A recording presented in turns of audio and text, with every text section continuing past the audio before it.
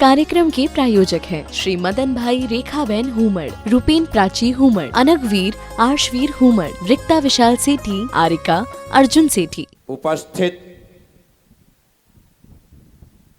भव्यात्मा आचार्य कुंद कुंद स्वामी रयणसार ग्रंथ में श्रावकों और साधुओं का संविधान लिखते हुए भव्य जीवों को प्रत्येक कारिका में अमृतमयी संदेश देते। आचार्य भगवान कहते हैं, भोपम जिणे ही भणिदम जहट्ठिदम गणहरेर्वेतरिदम भोपायरे कम जम तम बोलदी जो हो सदिठी। जिनेन्द्र भगवान ने जो कहा है,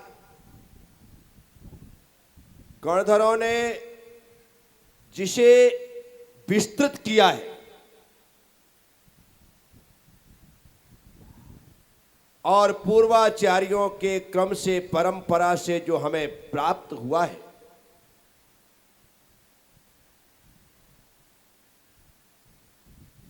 जो उस धर्म को, जो उस आगम को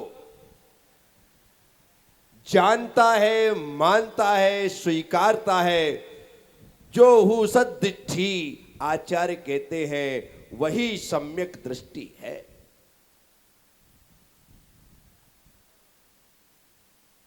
भगवान जिनेन्द्र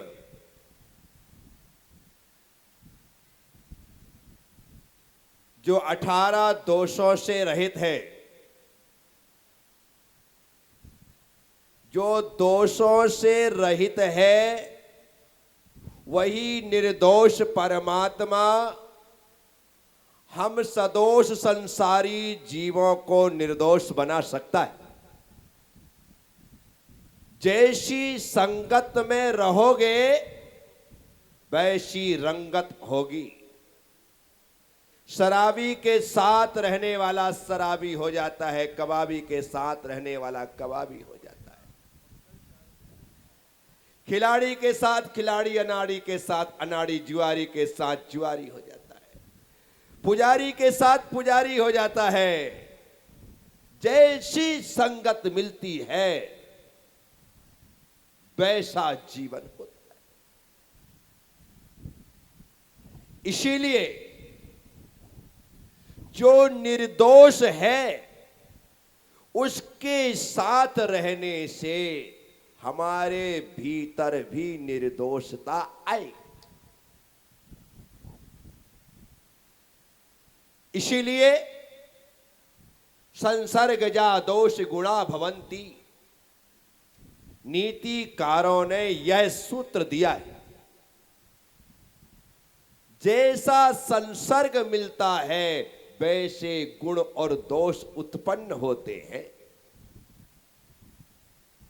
अच्छों के साथ रहो, आप कितने भी बुरे क्यों ना हो, आपके भीतर धीरे धीरे ही सही लेकिन एक दिन अच्छाई आ जाएगी। आप बुराइयों को छोड़ देंगे, आपको अपनी बुराइयां दिखने लगेंगी। ईमान, अच्छा व्यक्ति चलता फिरता दर्पण है, उसके सामने खड़े होने से हमें अपनी हकीकत दिखाई देती है, हम अपनी हकीकत से वाकिफ हो जाते हैं। इसीलिए आदर्शों का अनुसरण करो, आदर्शों के साथ चलो, आदर्शों के पीछे चलो, उनके आदर्शों को जीवन में उतारो। एक दिन आएगा कि आपका जीवन भी आदर्शमय हो जाएगा, लोग आपका अनुसरण करने लगेंगे। मैं आचार्य पुष्पदंत सागर जी महाराज के पीछे चलना प्रारंभ करता हूं। चलते चलते मैं आदर्श बन जाता हूं। वे आचार्य विमल सागर के पीछे चलना प्रारंभ करते हैं। विमल सागर जी महावीर कीर्ति जी के पीछे चलना प्रारंभ करते हैं। महावीर कीर्ति जी आदि सागर महाराज के पीछे चलना प्रारंभ करते हैं। ये परंपरा भगवान कुंद कुंद तक पहुंचती है।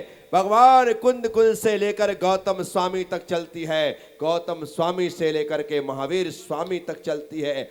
आज हम जिन्हें महापुरुष या आदर्श मान रहे हैं, उन आदर्शों ने भी किसी को अपना आदर्श बनाया है, तब जाकर के वे आदर्श हो चुके हैं, हो सके हैं।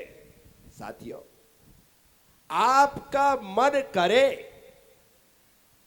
कि मैं भी महापुरुषों की श्रेणी में आऊं,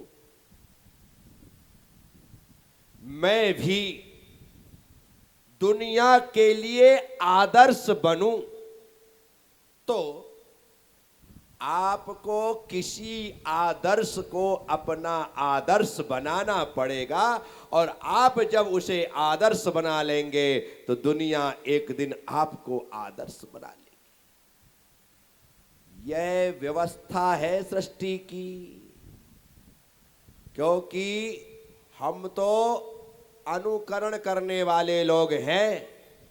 अच्छों का भी अनुकरण किया जाता है और बुरों का भी अनुकरण किया जाता है। अच्छों की भी टोलियां होती हैं और बुरों की भी टोलियां होती हैं।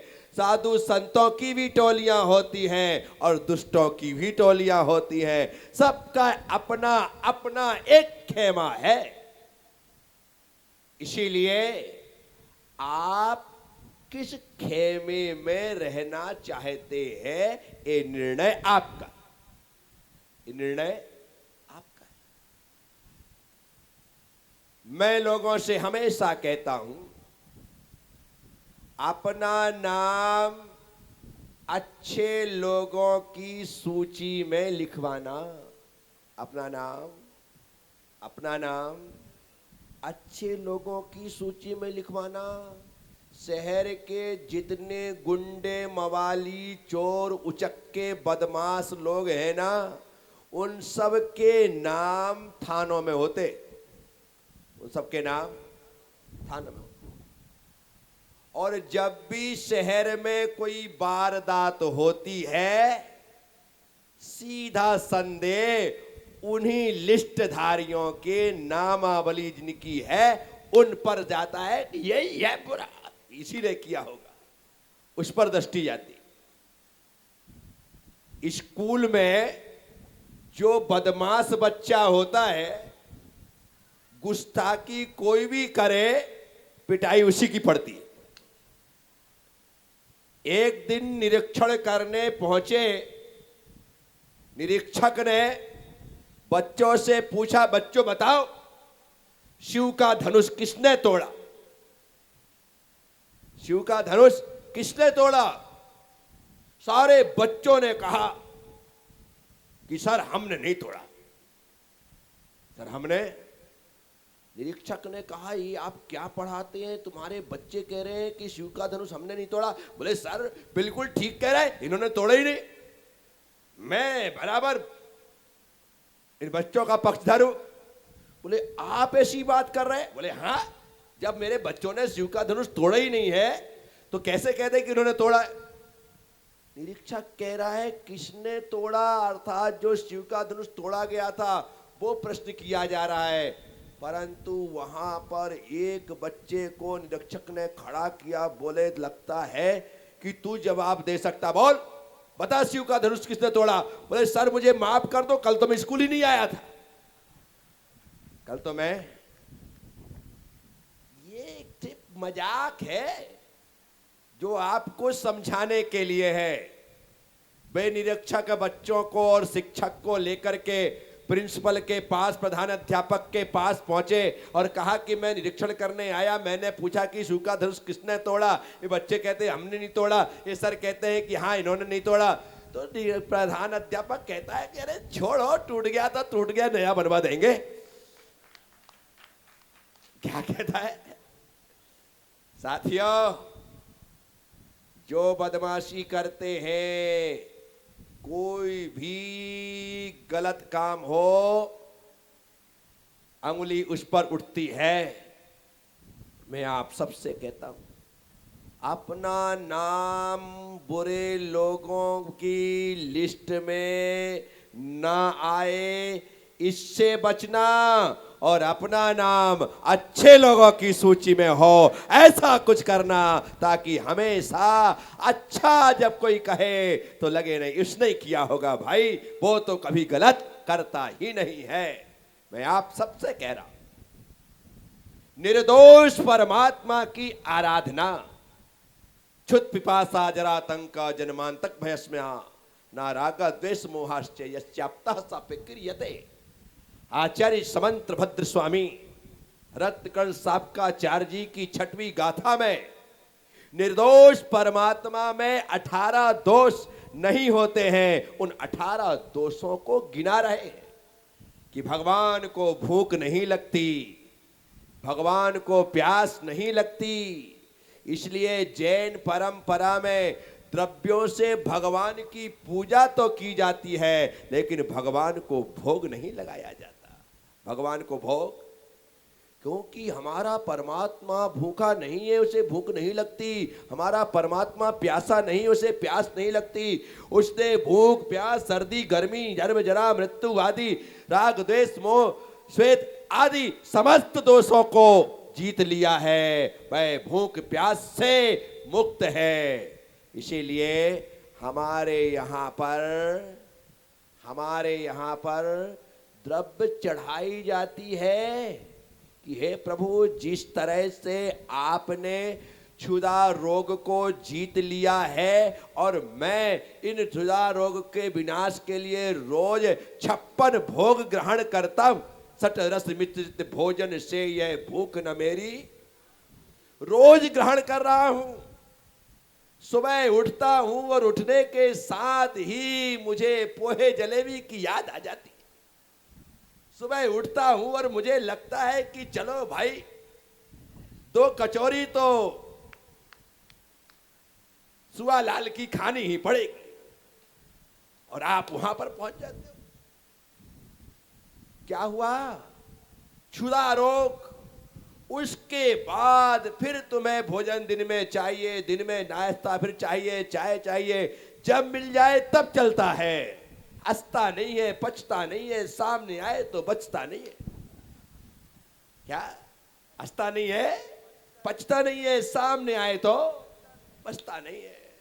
मना कर करके मानने वाले लोग हैं हम, मना कर करके मानने वाले हैं, बस मनाने वाला चाहिए। यहां तक गला भरा हो फिर भी तो 4 रसगुल्ले तो चल ही जाएंगे हिला डुला करके। क्या हुआ?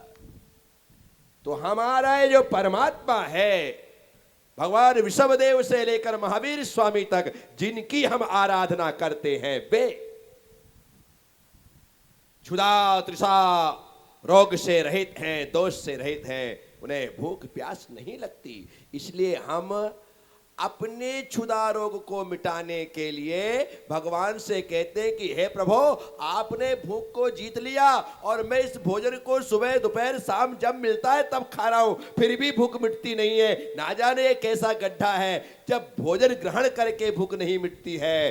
तो मैं आपके चरणों में समर्पित करके देखता हूं। और हमने कहा ओम ह्रीम श्री क्षुधा रोग विनाशनाय नैवेद्यम निर्वपामेत, जैसे नैवेद्य चढ़ाया और हमें तृप्ति का अनुभव कि नहीं, भोजन को समर्पित कर देने से, चढ़ा देने से क्षुधा रोग को जीता जाता है।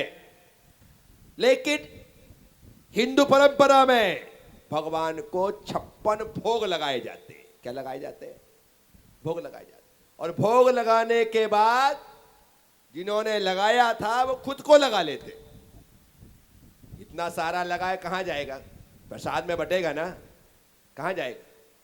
सवा सवा लाख लड्डुओं का भोग लगता है और फिर वो सबको बांट दिया जाता है। लेकिन जैन परंपरा में भगवान को चढ़ाने के बाद उस सामग्री को खाने की बात तो दूर, छूना भी अपराध है। हम छूते भी नहीं हैं कि हम इसे स्पर्श भी नहीं करेंगे, और स्पर्श हो जाए तो तत्क्षण जल से हाथ धो लेते हैं कि प्रभु माफ करिएगा, इसमें हमारा अब कोई अधिकार नहीं रह गया है। ये जैनिज्म है, ये जैन धर्म है। क्षुधा रोग विनाशनाय, हमारी भूख प्यास की बाधाएं समाप्त हों, इसलिए मैं आपके चरणों में यह अष्ट द्रव्य समर्पित कर रहा हूं। तो निर्दोष परमात्मा, हमें दोष से रहित होना है, तो निर्दोष परमात्मा की आराधना करनी होगी। इस जन्म में करिए, किसी भी जन्म में करिए। जैन धर्म की विशेषता है, वो न भगवान महावीर को मानता है, न राम को मानता है, न कृष्ण को मानता है, न बुद्ध को मानता है। अरे जैन धर्म के लोग महावीर स्वामी को नहीं मानते। हाँ, नहीं मानते। हम ना महावीर स्वामी को मानते, ना आदिनाथ को मानते, ना पार्श्वनाथ को मानते। फिर किसको मानते हैं? जिसने राग देश कामादिक जीते सब जग जान लिया, मोक्ष मार्ग का निष्प्रय, जिसने राग देश कामादिक जीते सब जग जान लिया, सब जीवों को मोक्ष मार्ग का निष्प्रय हो उपदेश दिया। अब बुद्ध वीर जिन हरि हर ब्रह्मा, या उसको स्वाधीन कहो, भक्ति भाव से प्रेरित हो वह चित्त उसी में। जो बीतरागी है, सर्वज्ञ है, हितोपदेशी है, ये तीन गुण से जो संपन्न है, वो बुद्ध हो, वीर हो, हरि हो, हर हो, ब्रह्मा हो, हम सबको प्रणाम करते हैं। हम सिर्फ महावीर स्वामी को प्रणाम नहीं करते, हम श्री राम को प्रणाम नहीं करते, हम तो इन गुण से युक्त राम है, इसलिए राम को प्रणाम करते हैं। क्यों करते हैं? क्योंकि राम में वो गुण है, इसलिए हम राम को भगवान मान करके प्रणाम करते हैं। महावीर में वो गुण है, इसलिए हम महावीर को वो प्रणाम करते हैं। यदि वो गुण ना हो तो हम उन्हें भी प्रणाम करने के लिए तैयार नहीं। ये इकलौता जैन धर्म है जो भगवान की परीक्षा करके भगवान को प्रणाम करता है। इस कार्यक्रम के प्रायोजक हैं श्री मदन भाई रेखाबेन हुमड़, रूपेन प्राची हुमड़, अनगवीर आर्शवीर हुमड़, रिक्ता विशाल सेठी, आरिका अर्जुन सेठी।